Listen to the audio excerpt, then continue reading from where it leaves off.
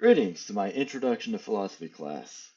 One philosopher in particular from the readings that stood out to me was Thomas Nagel, the reason for which being that he had presented some ideas that I was at least a little familiar with but had never fully contemplated, not to the extent that he has. Now, Thomas Nagel had asked whether or not death was bad or evil, death in this context being permanent death, that being the absolute and utter end of any conscious experience whatsoever.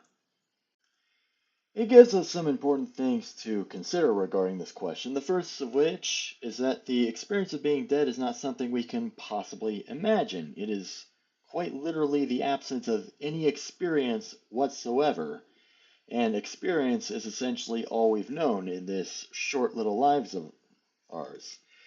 Secondly, because death takes away all potential experiences, it is essentially taking away what could have been of our lives. So, in essence, death is not necessarily seen as bad or evil because of what it does to us, but rather because of what it deprives us of. That being all further conscious experience. Now, what Thomas Nagel has expressed here strongly lines up with my views of specifically permanent death. Now, if permanent death is what awaits us, and we know that, then it stands to reason that we should try to live and enjoy our lives for as long as possible, to get as many experiences out of it as we can before it's all over.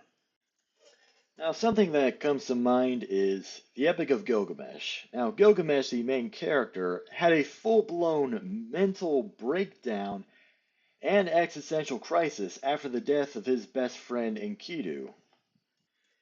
He tried as hard as he possibly could to escape his mortality and live forever, but despite all of his efforts, he failed. He came to realize living forever simply wasn't his fate. So he embraced his mortality. He lived out the rest of his days as best as he could. So I have but this one final thought to share with you. You have an endless amount of time to know what being dead is like, but you have only a short amount of time to experience this life. So live your life while you have it. Live it while you still can. Thank you, everyone.